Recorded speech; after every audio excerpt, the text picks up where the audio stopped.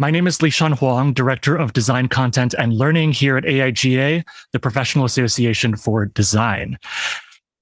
Today, we are doing an online book event. You're in the right place. We're going to be talking about this book, Caps Lock, How Capitalism Took Hold of Graphic Design and How to Escape from It, published by Valiz. This event is presented by AIGA and our partners at Artbook D.A.P. You can get a copy of Caps Lock on artbook.com using coupon code AIGA member 25 for 25% off. Our presenter today is based in Amsterdam in the Netherlands. He describes himself as a designer at a moment in time when more design is about the last thing the world needs. And in search for ethical alternatives to design as we know it in the mainstream, he practices design, he writes, and he teaches. You can find him and his work online under the name Untold Stories. His first book, The Politics of Design, published in 2016, has been an inspirational source book for design students, artists, and visual communicators.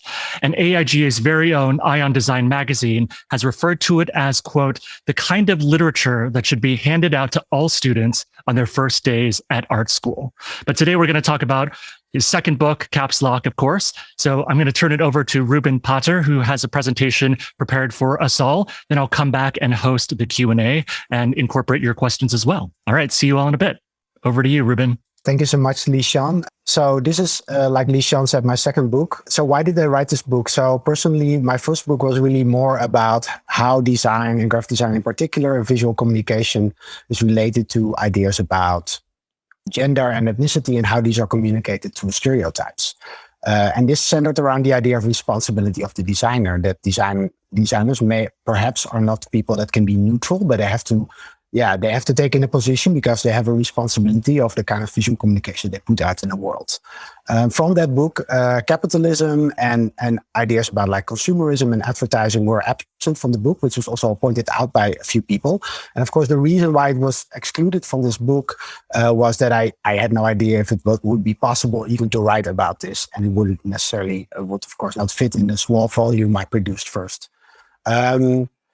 So after doing a lot of design projects, I decided to get back into the writing and decided to give it a go. So I spent around 3.5 years writing this book because I wasn't really sure if it could be written. The topic is also, kind of too big for one book. You cannot write a book about the relationship between capitalism and graphic design. So the reason why I did it is because through the writing process and the reading process, I found myself being very inspired by examples of other studios. And I came to kind of understand a little bit better how design and economics are intertwined. And I decided to do it in a way where I basically took a structure where it has 12 chapters. And I had the idea of going back and forth between different roles of the designer.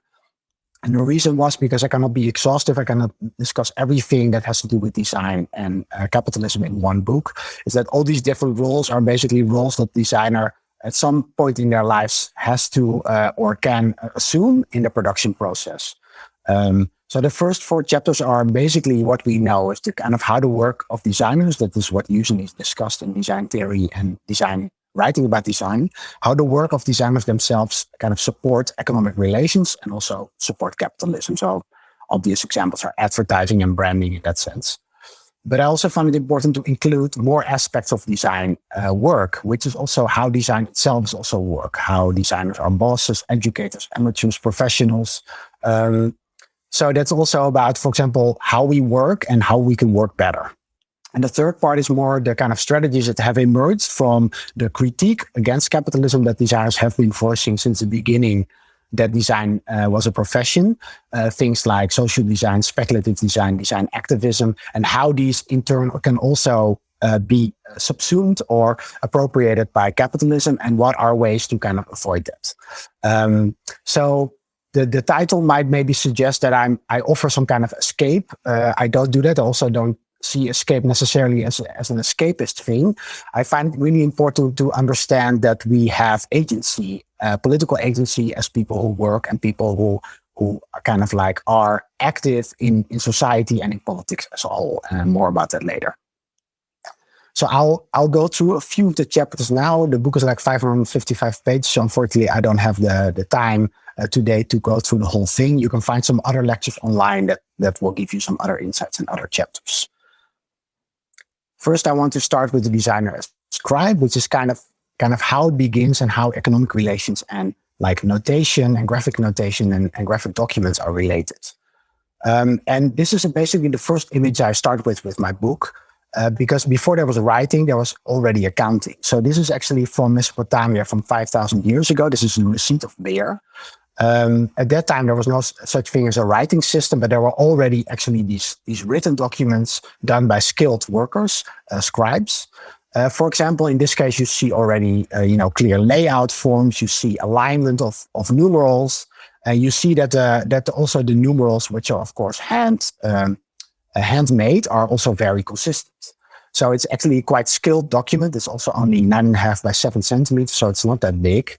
And what I think is important is that graphic documents have a really important role in the way economy functions, because of course, basically economy is a set of social relations. I mean, people doing stuff together, whether we're doing like a talk or we're making a food or we're making a shoe, is like people together making stuff is what economy basically is. And if economy is done on a small scale, for example, in a family or in a small community, then documents are not needed because you can basically say, oh yeah, by the way, I used this from you and can I have it back then and then. And of course, you don't need graphic documents in this kind of small societies. But the cities of Mesopotamia could be up to 200,000 people. So if you have that amount of people, you need to be able to trade with people that you don't know, strangers. So in that sense, what you need is graphic documents because you might not trust that stranger as you would a family member or somebody that's close to you. So we see here that graphic documents have one reason to kind of make a social relation abstract. And on the other hand, also create trust in that social relation. And basically, what was before the trust between two people who know each other is now basically replaced by documents. And we see the same thing with banknotes. So this is the first European banknote. The first ones were made in China. This is one from 1666 from Sweden. And banknotes were basically, there was a rich man who had like a lot of coins in the bank, and he didn't want to take all these coins with him. So the bank would create this note that could be taken instead of the coins. And this is, of course, how banknotes started. And now you already see that these kind of graphic techniques that are used here are quite similar of the ones that we see in banknotes today. We see, printing. You have to have access to a printing press. You have to access to certain typefaces. There's an ornamental borderline around the document. There's a certain kind of paper. There's autographs. And there's also these kind of stamps that prevent it from being counterfeited. So in the production and the design of these kind of graphic documents, you see that this kind of enter-counterfeiting are a direct link with the idea of trust, because the documents need to be trusted in order to be believed by a user. So this using of graphic documents for economic trust is, I think, very important in this kind of first role of the designer. Now, the abstraction of economic information has now resulted also in this idea of that we use this kind of financial Excel sheets for almost everything today. This has become the de facto visual language of economy. If you open up any financial newspaper, you will see a lot of infographics and a lot of lists of a lot of numbers and a lot of like stock quotes. So we have become to learn that the language of economics, the graphic language, is the language of mathematics. And of course, this is necessary because we need, in our complicated economy, we need to organize complicated processes. And for that, we need mathematics in order to process that. But what I also argue is the problem starts when we only view economics as a mathematical issue. And we only can kind of communicate mathematical or economic information through mathematics. I've done a lot of annual reports. In the more than 10 years, I worked at different agencies and for advertising. And, I completely understand and know this language from inside out. But the problem arises when I'm a trader and I'm looking at this desk. I see numbers, I see profits, I see losses. But what I don't see is behind every number, there's a family. Behind every number, there's a house. Somebody's family business. There is maybe somebody in the hospital. So all these kind of social aspects that are actually where those numbers come from are invisible, made invisible by the graphic language of mathematics and infographics. And what could happen is that we lose sight in the economic process of the social aspect of what is essentially economy, of social relations. For example, in the 2008 economic crisis, a lot of people were evicted because it was a mortgage crisis from their homes in the US. So there were entire neighborhoods where people were evicted, and more basically the houses were empty while people were actually living on the street. Because the houses were bought up by investors and were kept empty to make sure they could gain again their value before they could be sold again. Now, in a small community, that makes no sense. In a small community, you would not put the whole half of the community on the street and keep the rest of the house closed to make a profit. That would simply not be possible. But in the capitalist economy, this is completely normal because the right over property is more important than the right of a roof over your head. So what we see in the abstraction of economic information, what happens is it also becomes more and more easy to be violent, to produce kind of violent behavior such as gentrification, eviction, and all these kind of basically nonsensical things that are actually, just a production also on one hand of this. So an example that we can also do this differently is this work by Gapminder in Sweden. So Gapminder, they talk about statistics, and they basically have this website called Dollar Stream where you can look at different incomes of different families in the world. But it's not just comparing numbers. You see their family, their photographs. You see how they live. You see their kitchen. You see their car. You see their pets. There's all these videos. And you suddenly realize when I see the life that these people lead, you cannot just think of people as a number or a number of income. So I think a design can do a lot in in improving economic relations and also combating the climate crisis and inequality. Can do a lot of things of making economy more again like a kind of social science, and also communicate it more with social sensitivity. So the second chapter is the designer's engineer, and which basically talks about the kind of standards of industrial production and how designers, of course, need standards because, design started with the Industrial Revolution, and industrial production needs standards in order to work effortlessly between different companies, but also across borders. But what we often forget is before we had standards, there were also other standards, but standards were more local. For example, this is the DIN paper formats. They come from Germany and are like de facto the most used paper standard in the world, except obviously for the US. And the DIN paper formats A4, A3, A2, etc., came actually from the German industrial formats, the norms, which was the DIN, which came from the artillery production during World War I, which needed to streamline logistics between different producers. And what you see in this presentation at the Leipzig stand in 1932 is that it literally says norm formats help selling. Because the whole idea was that we standardize formats, of course, also for more efficient production to have less paper waste, but also to gear paper production towards businesses. So it was A4 is the letterhead. Then you have a format for the envelope. Then you have a format for the business card. You have a format for the poster. You have a format for the leaflet. So all these kind of formats were predetermined for business. And of course, there's nothing wrong with this aspect. It makes it a lot easier to produce design. But when you get rid of standards and you standardize things across the globe, then you also lose some kind of local sensitivity. For example, Robin Kinross writes that before the A formats, you would have in countries like France and the Netherlands, you would have many different types of paper formats, often very local. Paper formats would actually differ per city, and paper formats would just come from local production limitations. But also in other examples, local standards gave a lot of cultural information as well. So this is an example I really like. These are the Akan gold weights from Ghana. So the Ghanese economy was really based on the trade in gold dust. And to measure this gold dust, the weight of the gold dust, they use these messing figurines that are extremely beautiful. And then you also realize that every culture had its own form of measurement, which was really geared towards their local trade and the local conditions and local cultural context. So by seeing the world as one global economy and standardizing everything globally, we gear everything towards efficiency, and we don't take into account that industry and production is also about culture. It's also about what we produce together and how that makes our lives meaningful. I also talk a lot about maps in this chapter. what I think is really interesting about the maps that were made during the colonial time by the European conquerors was that maps that we see these kind of maps mostly as tools of navigation, but they were actually also investor relation promotions. Because these colonial voyages, they could just simply not be paid for by states alone. So the first stock exchanges in Amsterdam and in London were meant to pull together money to make these long voyages and costly voyages, but often also fail, to make them possible. So bankers and businessmen would pull in money and buy stock for these companies. But it was very important that these investors knew that the money that they were spending actually would come back and would benefit them.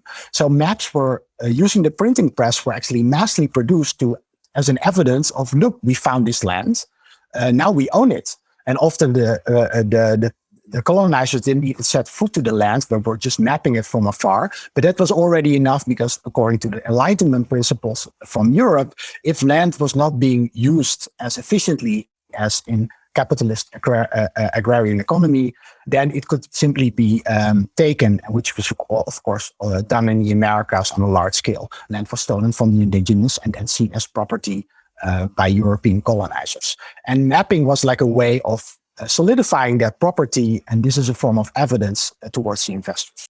I think also it's important that a lot of indigenous mapping practices have been lost over time, and also due to the way that this has been eradicated by the colonizers from Europe. I also show different kind of mapping practices. This is from Iconoclastistas from Argentina from 2018. And they use mapping in a kind of more collective way where they do a lot of mapping workshops with people, and they still use European kind of mapping organization, but they try to subvert it at the same time and use mapping as a kind of empowering tool for people rather than a tool of domination and a tool that is just merely used for the evidence of property. So the third one I want to discuss is designer as brander. And of course, brander comes a little bit closer to probably the practices that you do. For example, I've been working mostly with corporate identities, and branding was basically most of my design career until now. What I found interesting about branding is that, of course, brands have always existed as marks for merchants or for guilds or even for cities, or, the kind of crest for nobility that knights were using. But when you look at the kind of grocer from the 1800s, you actually see there's actually very little branding in terms of products. A lot of products were bulk. They were just, like beans or rice or flour. They were just taken as bulk without brands. And also products like soaps were often unbranded sold. So there was branding, but it was still quite limited. And of course, Industrial Revolution gave rise to this branding practice, because now suddenly the relationship between the person who made the product and the way it could be sold was actually not the same anymore in this kind of workshop idea from the medieval times.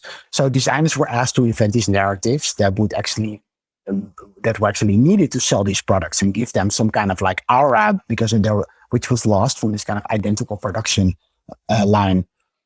But of course, now we have kind of we have like accelerated this in such an extent that, in the supermarket in my town, there's like 18 different types of peanut butter, so we have a type of wastefulness and a type of like abundance of products that is basically, it's not anymore about just meeting simple demands, but it's also about creating more and more desire. So this might seem like the kind of victory of capitalism and the victory of, the abundance of choice. But of course, if we look closer, we see that most of the products are actually owned by a few multinationals that control so much of food market. They also prohibit a lot of action that, will actually be better for the climate crisis, to stop the climate crisis. So a lot of these companies are making it very difficult, for example, to produce more organic food or to produce more sustainable, because they have a lot of control about what supermarkets do. And this is the natural form of monopolizing that you see in capitalists, in the way capitalism operates. And of course, now we see that brands have become so much more than that. Brands have completely been disconnected from production. Even companies like Apple and Nike don't even produce things anymore. Legally, they only produce designs and ideas because the production is outsourced to contractors in low-wage countries to boost profits and to increase the attention for the brand itself. So what we see as the idea of brand value comes very interestingly in this quote from 1992 by Phil Knight, who wrote that for years we thought of ourselves as a production-oriented company. So he's the CEO of Nike. But now we understand that the most important thing is to market the product. So companies like Apple and Nike have basically become marketing companies, and production is actually not even, part of their day-to-day business because it's all outsourced. So brands in themselves become like the most important thing about the product when the product itself is just like a detail of that. And also we should be reminded that the word branding itself has a very horrible history. It comes from burning a mark into a living being, in this case, a cow, but also during Roman times, slaves were branded. And of course, during colonial times. So this idea of this branding, the Dutch East India Company that had that did a lot of slave trade actually had whole guidelines about how slaves should be branded. And this idea of turning a human into a commodity through this kind of practice of torture is still kind of always, I think, an important aspect to remind ourselves of branding. And this work by Hank Willis Thomas makes this really interesting connection between how we see branding today and also the history of branding itself. And this idea that you can just brand, giving something value by branding it, but creating a commodity out of branding it, you see also with things like water, something that should be, available to every human being for a very low price or even cheap. Even water can be branded, as you see in this, in this case. And for something that is publicly accessible, like water, like oxygen, like sand, like housing, like all these kind of things that we kind of feel is a human right, in order to turn them into commodities and to not have them publicly accessible anymore, we need branding. This is where designers come in and create this narrative that this is not just, water. This is this kind of water. This is not just, this is not just education. No, this is this kind of branded education. We see the same thing with the city branding, where, of course, starting with Milton Glaser's famous logo in 1977, until I Amsterdam from Kessels Kramer in my own city. We see, of course, as these logos can create a lot of pride among people living in the city, and they can create a positive boost in identity. But of course, cities already have identities that don't need to be designed. And what we see in all of these cases, that the people who gave the assignment for these logos want more wealthy people to the city. They want to use the logo to attract more investors to the city. And they also want to attract more wealthy tourists to the city. It was both the case in the I Love New York logo and the I Amsterdam logo. And in both cases, they led to large processes of gentrification, which is pushing poor people out of the city and making the city a wealthier place. So the city government would get more taxes and more income and would have more money. So we should be really mindful of how these processes can also be violent. Even though, as a designer yourself, if you're involved in this practice, you might not see that at the first glance. Because, like I said before, if housing is a market, if housing is commodity rather than a right, then we see this kind of strange things that we have seen right now in Amsterdam. There's a really big housing crisis. We have a doubling in homelessness in the last 10 years, and we are one of the richest countries in the world. And there's just simply people who have more than 500 or 600 houses. So the way that something that is naturally scarce, that you create a commodity out of it and excluding people from using is literally creates, people living on the street, creates instances of poverty. And there's always branding and aspects of design surrounding these practices. And I think we should be very aware of the designer's role in those. All right, so far I've been mostly talking about the kind of objects that designers make and how those objects actually bolster and support economic relations and capitalist economy. So branding, documents, maps, and all these things. But what's often left out when we discuss design, we often talk about design objects, but we not so much talk about the designer as worker. What is it to work, to be a worker, to be a boss, to be an entrepreneur, to be an educator, to be a student, to be an unpaid intern, to work overtime, to work late, to do unpaid spec work. And these aspects are, I think, essential to understanding the designer's role in the capitalist economy. Because, this is how I grew up and how I also was trained at school is that you believe that it's like a calling, like being a designer is something you do because you love it. This is a passion, and you should be so happy that you are a designer. You can do design work. So designers will most likely accept almost any exploitative working condition, working weekends, working late. I've done all of these things, accepting unpaid work, unpaid internships. And I think these are the kind of things that are really now, especially now that a lot of design is automated more and more, like a lot of UX design, but also design sooner or later will also be outsourced. We'll also have platforms like Fiverr.com where people already, there's a race to the bottom among freelance designers where it's not so much a question of how this can be stopped, but more of a question is how can we get organized in order to prevent like designers completely getting burnouts and getting depressed. Because this, in this poster by Anthony Burrell, that is like a real classic among designers and also really beautifully designed, is also this kind of message that we have to really think carefully of is how do we communicate work and working conditions towards each other.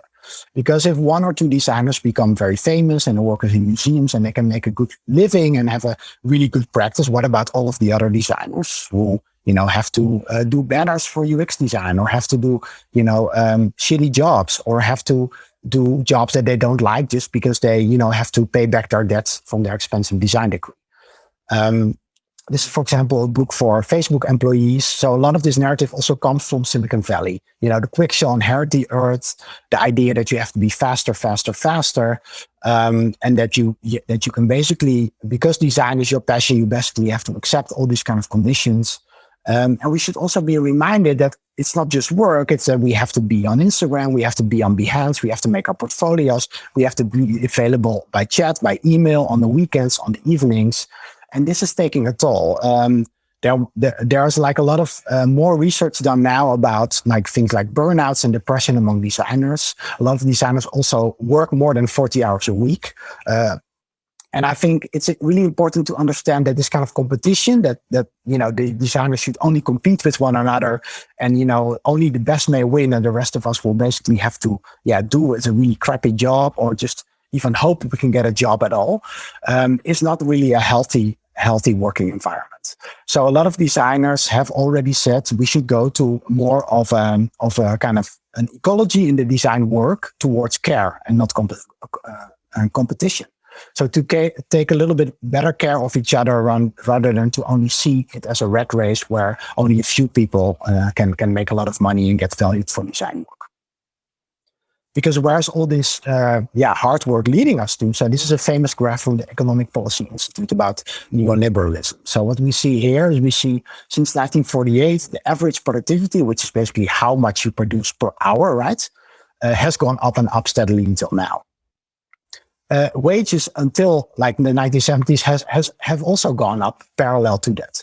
But then we see in the 1970s with neoliberal policies implemented by Ronald Reagan in the US, Margaret Thatcher in the UK, and later in all the other countries in Europe and many other countries in the world, we see basically that, a lot of production was outsourced. The power of unions was broken. Unions could not so well fight for better wages, is that basically wages have stagnated. So people have been working harder and harder, but they haven't been paid more and more.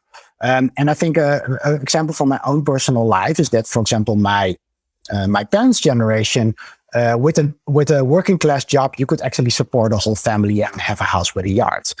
Now today, this is simply impossible. This is simply in a city like Amsterdam, if you even want to buy a house, you have to be with two people who have a really high paying job, which is not a design teacher or a designer, but like a really high paying job in order to even afford a house. So we also see that, working is literally valued less and less. But where's all this hard work going through that I was just mentioning? This is the CEO to worker pay ratio, also by the Economic Policy Institute. In 1965, the CEO to worker pay ratio was 20-1. Today, it's 310-1.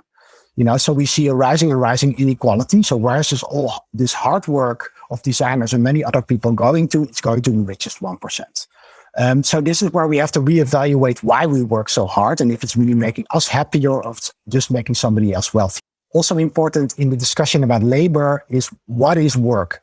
We often think work is something you do in an office, is done for specific kind of jobs, but it usually not includes some things like taking care of your children, cleaning your house, cooking food, which is actually the most important work in society, because if we stop doing this work, society would collapse, right? This was also work that was primarily done by women, especially in the 1960s and 70s. And this is posted by the C-Red Women's Workshop, which is a feminist design collective from the 1970s. It displays this really well, is that capitalism depends on domestic labor. It needs people to do free work like cooking and cleaning and taking care of children in order for the male breadwinner to be a designer, to be a worker, or to make money at their work. So when we address the nature of work, working healthier, working better, being about care and not about competition, we also have to include work that is not considered work right now. There's also things like community organizing, taking care of the sick, taking care of the elderly. A lot of this super important work that is actually not valued in society. You cannot put it in your resume. You don't get paid for it. But yeah, without it, society would collapse. And we've seen during Corona, like how the most important jobs are the least paid. So the way that the jobs are valued and that work is valued in society should be radically, I think, resisted and also reevaluated.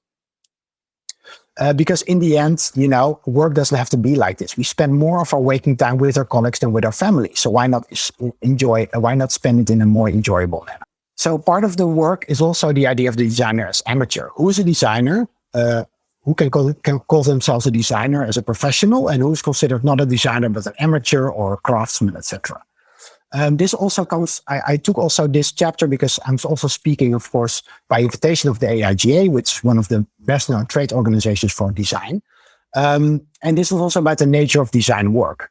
Now, the great thing about trade organizations is they were really important at a moment of time where basically nobody appreciated design and the artistic aspect of design.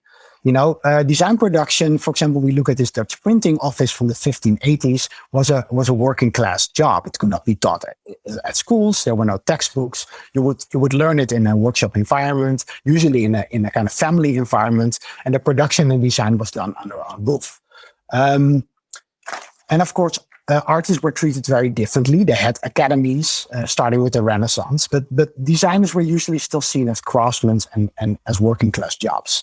The first kind of trade organizations came from the UK following the arts and crafts movement, and they really wanted to, and I think there was a really important, every graphic designer knows how difficult it is to explain how important graphic design is. Even explain it to a client or a family member, people usually think this design they can do themselves in Photoshop. So like emphasizing the importance of design, of the craft of design, was something that the first, like this Guild of Handicraft, but also the AIGA, founded in 1914, had a really important role in kind of forwarding, having also creating value, that designers would also be paid better and would also be valued, and it would also be seen as an artistic profession. But I think over time, this kind of professionalization has really come to be around, do you have a design degree? And do you have paid design work? And if you don't have a design degree and don't have access to paid design work, you're usually seen as an amateur. And this also can become a very exclusive way of looking at design, especially because when we look at these design school rankings from 2019, we see a lot of these like highest ranked design schools are actually really expensive. These are accessible, a very small part of the population of the world. If you have to pay more than $50,000 a year for tuition, I think that makes design education only accessible for the wealthy, unless you have access to a scholarship. This is not in every country. Some countries have free or very cheap design education, but education has become, for example, in Europe, more and more expensive. And with every extra dollar that people have to pay to go to a design school, then there's always parents who cannot afford that. So when design only becomes a profession that can be done by the wealthiest, let's say 10% of society, then designers will also represent the values of these 10% wealthiest individuals. And this is something that we have to be watchful for, especially if designers are responsible for visual communication to all layers of society. And that doesn't even include, of course, the fact that many people in the world don't have access to design education or paid design work. A lot of vernacular design, a lot of design that is maybe seen as craft. For example, here, by Aborigines basket weaver is usually not seen as design, but as craft. But that's a highly exclusionary method, especially if we want to kind of disconnect this direct link with the industry. If we see design as an intrinsically human activity that is done by many more people, not just people who call themselves designers, then I think design can also really benefit from that by being more inclusive and also more open to more socially, let's say, sensitive work, and not just work that is done for multinationals, for the industry, because now we see what kind of projects get design awards and what kind of projects are valued in design. It's mostly centers around, big companies and designers who have degrees who work for these companies by famous studios. And I think this is something that can be challenged more and more. Another aspect I also want to highlight is that professionalism should never get in the way of ethics. These are people from the Dutch resistance during World War II, during the Nazi occupation, that are falsifying identity papers. Remember, I was talking before about economic documents. Now, designers make these documents, so they also are perfect for falsifying those. Graphic designers in the Netherlands were given a choice by the Nazi occupations, saying if you want to receive commissions from the government, which was actually a substantial amount of design work at the time, then you have to pledge allegiance to the Nazi regime. And if you don't do that, you won't get, paid for it. You won't get commissions. Most designers did that, but there was also designers who refused that and went underground and went to the resistance and did the dangerous work of helping people that had to escape, Jewish people, queer people, or people that had to do forced labor, to provide them with identity papers so they could actually stay in the Netherlands. So I think what is professional and what is demanded of designers by political mandate or by corporations not necessarily always the same thing as being ethically just. So I think every individual, not just designers, should always, be mindful of their own kind of idea of what is ethical and what's unethical. All right. So finally, this is my last chapter. Designers, activists. So I don't really end the book with a kind of idea because of course, this is only a few of the chapters that I say, these are all of the things that could be improved about the design work, how we design together, but also how design work is produced and is valued. But I don't think it's my place to give like a definite answer, like this is where we should go, or this is the new type of design, because I can only speak from a Dutch perspective, from the Netherlands. And in every city, in every country, in every region, different kind of strategies and ideas are necessary. But what I do is I actually found many collectives that I found very inspiring that have done, like, let's say, anti-capitalist or have tried to organize an ethical practice, or have in some way or another tried to resist, only to kind of work for the market and to conform these market conditions and in this kind of competition. And these are in the last chapter, so I'm going to talk about a few of those, and those really inspired me, and those are for me a kind of like final note to end with, which is for me also a positive note, and also a note that will hopefully also support you in your practice. But I think the designer's activist is also kind of a call to why did I write this book in the first place? Because I think we have situations right now that require more than just, a little bit greener or a little bit more ethical behavior on behalf of the designer. We have now 2,000 billionaires who have more wealth than 60% of the world's population combined. And we know, especially during Corona, this inequality is growing and growing. We have 700 people that still go hungry on a regular basis. And this amount is also growing since 2014. So we see a rising inequality, a rise in world hunger. And that, of course, at the same time, we have the climate crisis. We just had the summit in Glasgow, which, of course, ended up in projecting an even higher temperature rise than was already predicted. Nothing is showing that this is going in the right direction. And I think also, not just as designers, but as citizens, we have a responsibility of thinking about the world that comes after us, and not just about if our life is going to be okay, but also if the life of people who come after us is going to be, if they can live like a respectful and a life worth living, in 3, 4, 5 decades. And what we shouldn't do is what's already being done, is just make it make some kind of corporate message a little bit more inclusive or a little bit more environmentally friendly. This is like falls in the category of pink washing, green washing, and cost washing. And I think as designers, we have to really resist cooperating with this, because of course the easiest thing to do is not to do anything about the practices of your business, but just to change the image, just to change the logo and just to change the branding. There are some interesting developments, I think, that we can learn from.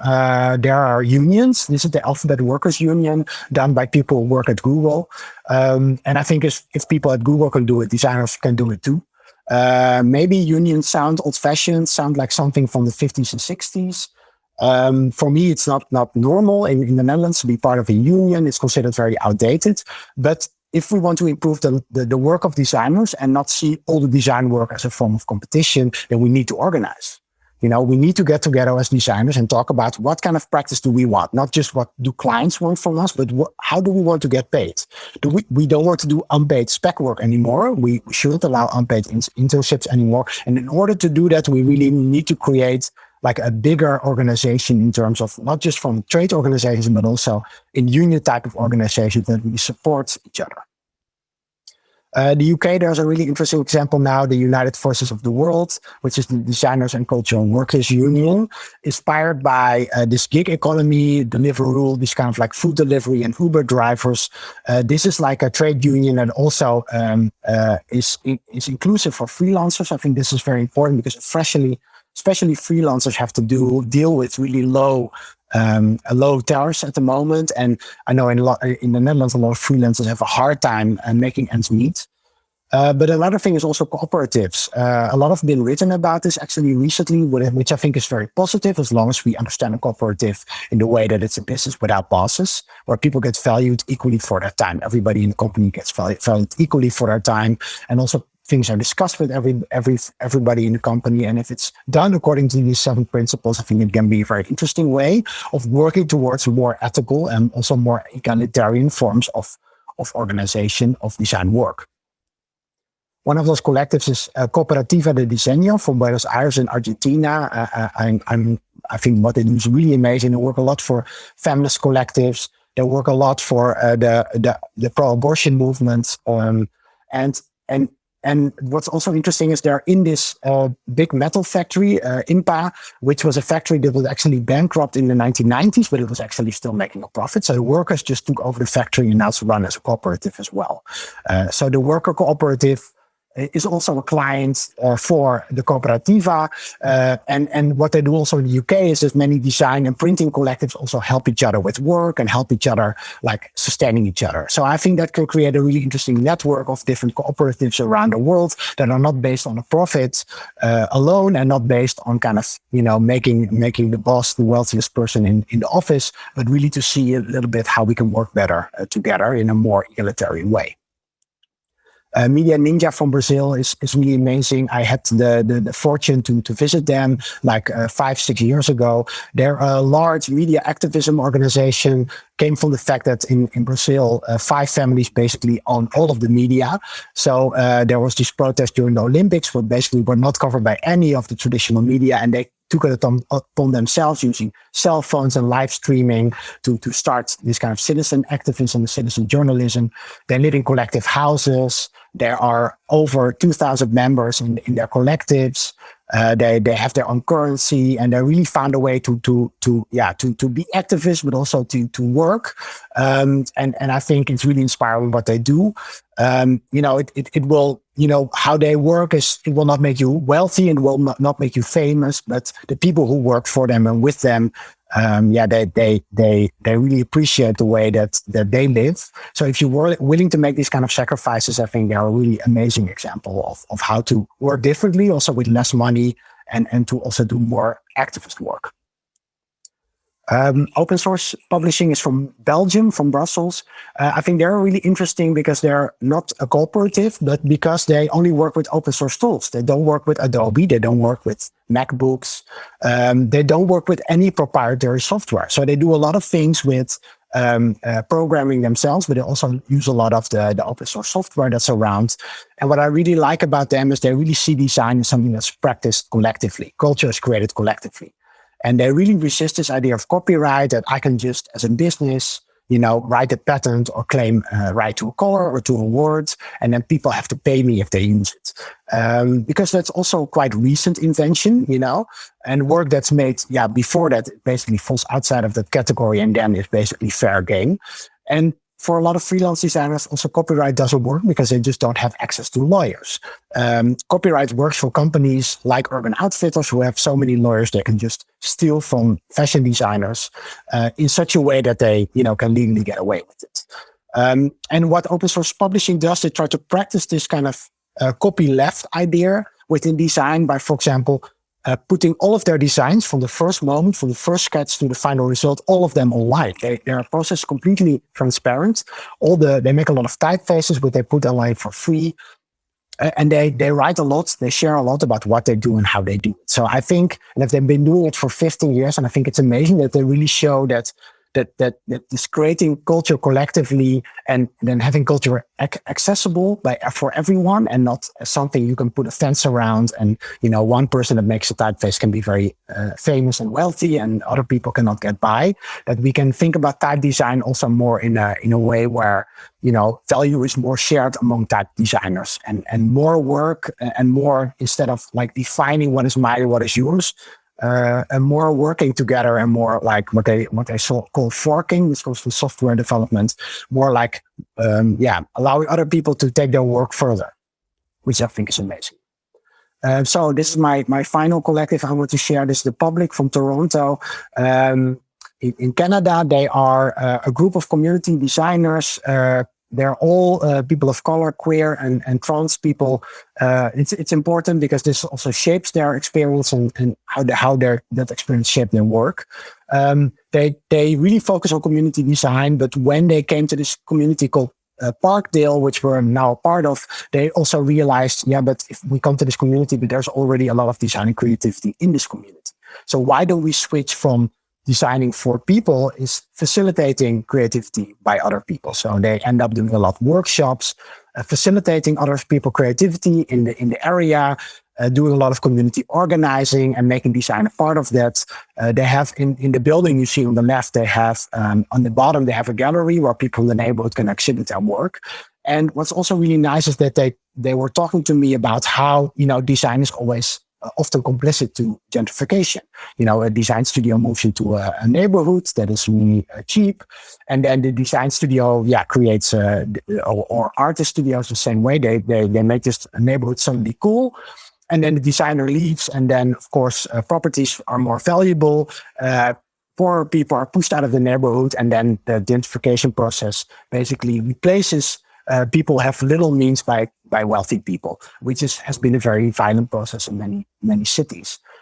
So in order to prevent this from happening, they are involved in many community activities against gentrification, but also they said, we're going to stay here. This is our community. We're not going to, go to the next cool community that we can find. But it's for us really important that we stay in this community and we dedicate like our lives, our creative work to this community. And I think that's I think very brave to make that kind of commitment. And it also shows a little bit how being closer to your own community as a designer, rather than thinking about designing for, a multinational or a museum on the other side of the world is maybe, not the best way to, get likes or on Instagram or to get like a lot of value, to get a lot of appreciation for your work in the design press, but maybe it will make your work more meaningful, and ultimately it will make your work also more pleasant as a designer.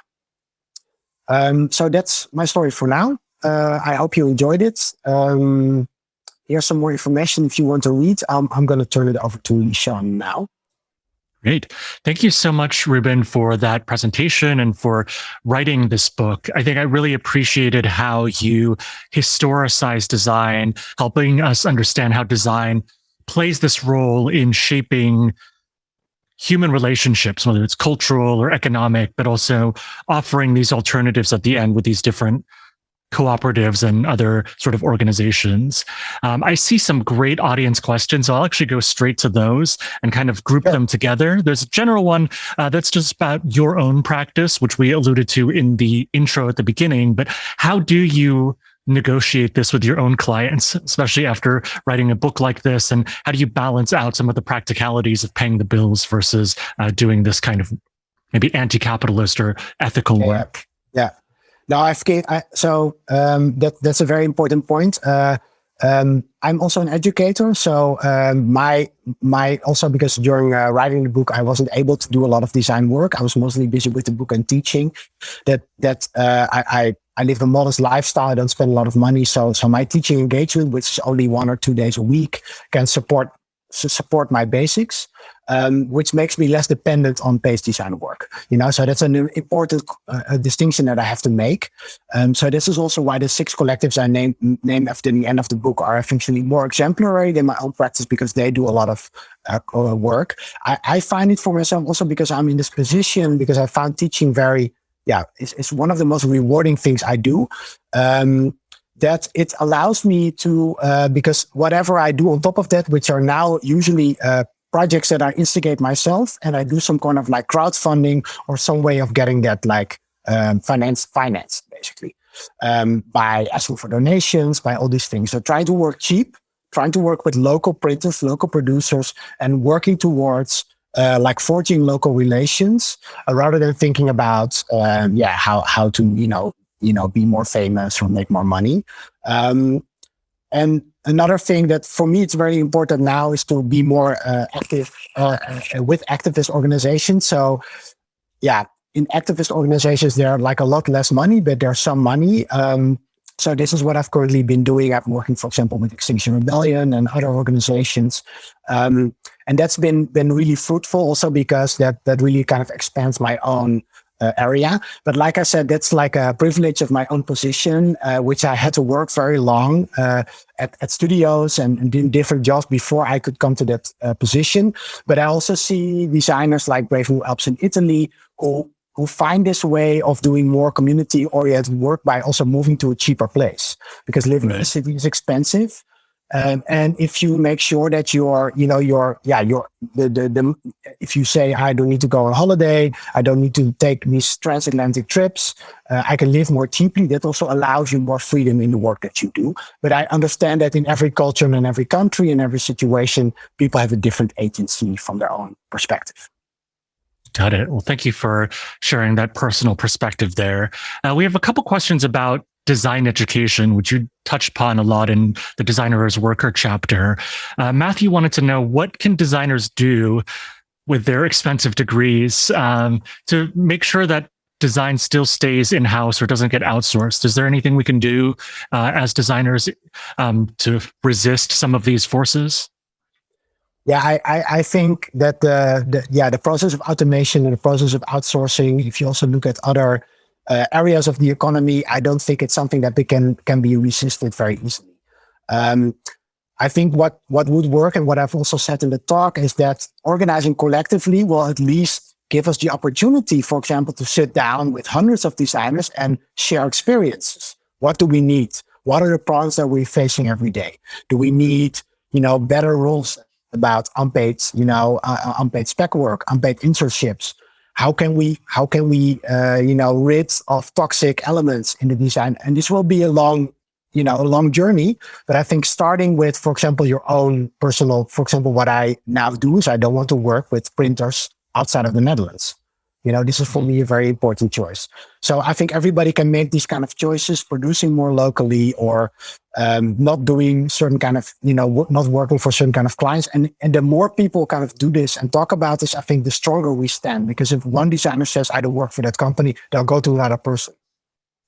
But if 800 designers in the city say, we're not going to work for that company because that company does things for this government agency that we don't agree with, then you have a different story, So a collective, I think the power of organizing, the power of doing things together can be very useful in resisting some of these kind of really large forces.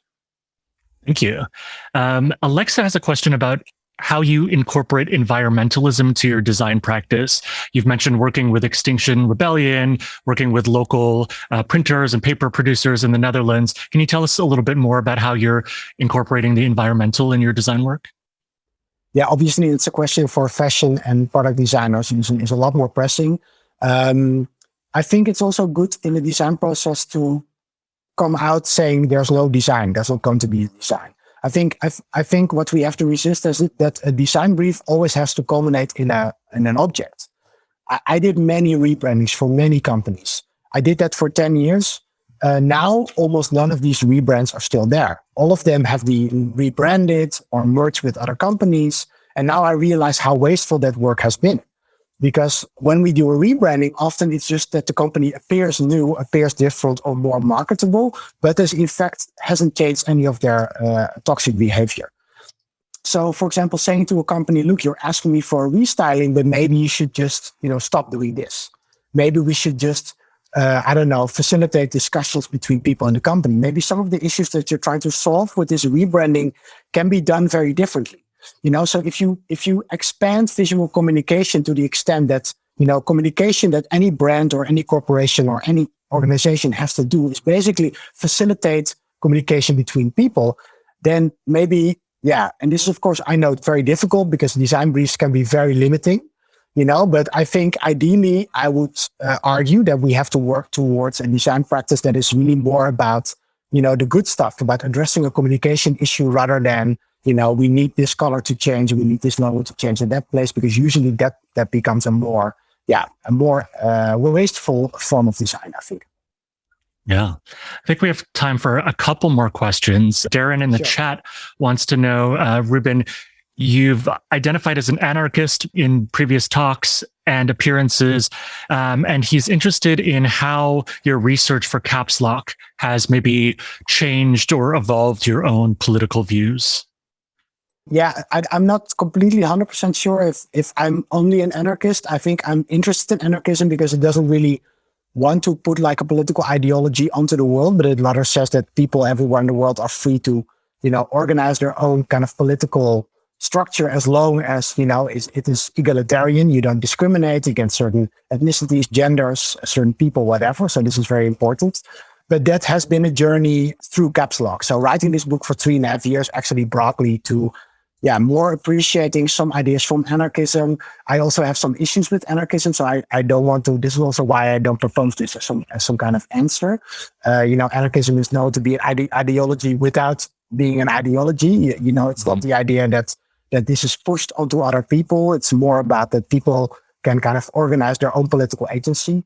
And something that I appreciate is that anarchism, but also other ideas of socialism, are really nice because they you can already start.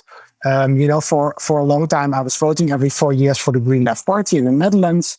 But I've done it throughout my life and nothing changed. And I still vote. I think voting is important. But I think besides voting, we should also understand we have political agency as people who are employed or people who have children or people who are in the neighborhood. So what I like about this kind of local organizing, and I'm involved in different organizations, not just anarchist ones and Extinction Rebellion ones, is that I think it's really important that you can just already start practicing, let's say, more ethical forms of politics every day, just by in your neighborhood or with the people around you, and not just wait every 4 years for politicians. But it's a very personal note and not something that is necessarily part of Caps Lock, I should add. All right, thanks. I'm going to give the last question to Camille, coming back to design education. Camille wants to know, how do you think we can talk more about design and ideology in design school? So the kinds of topics you address in Caps Lock, it seems often taboo or something forbidden. Yeah, I mean, I think that I also want to avoid saying like, oh, everybody should talk about this or read my book or discuss this in art school, because, for example, in the Netherlands, art school is only 4 years. And, developing your own, idea of the world, your own aesthetics, your own conceptual framework is already so much you have to do in this 4 years. And then within that, we have UX design, type design. We have book design. We have all these sub-disciplines within graphic design that also needs to, be taught and learned. So, in order to make design education more politically sensitive, I would say, so discuss the responsibility of designer, I think is really important that I wasn't, taught when I was going to design school. It's important, but I I think that means design education should also have more time. Because if that also takes time away from other things that we're doing, I think still think that designers should learn typography, should learn kerning, should all their basic things. So I also want to avoid, putting more and more pressure on design students who are already under so much pressure.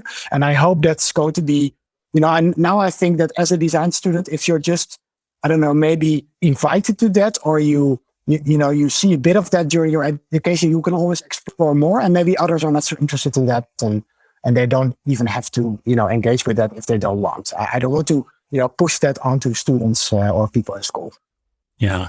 Well, I'll help promote for you. If there are any design educators out here, I do recommend this. If you want to assign it for your classes, it is a long book, but it's very readable. And I found it accessible to get into some of the history and the economics in a way that's accessible to a general audience. So thank you, Ruben, again for the presentation today, for all the great audience questions that we couldn't get to today, but hopefully you'll connect directly with Ruben or read the book and then connect with Ruben at Untold Stories.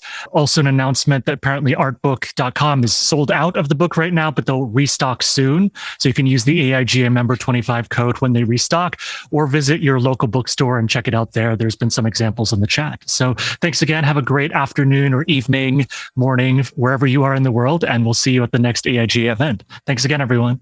Thank you so much, and have a nice day. Bye.